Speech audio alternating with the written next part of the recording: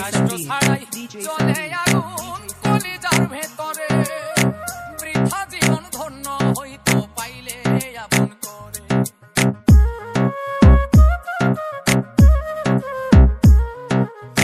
কষ্ট ছাড়াই চলে আগুন কলিজার ভেতরে, বৃথা জীবন হইতো ধন্য পাইলে আপন করে।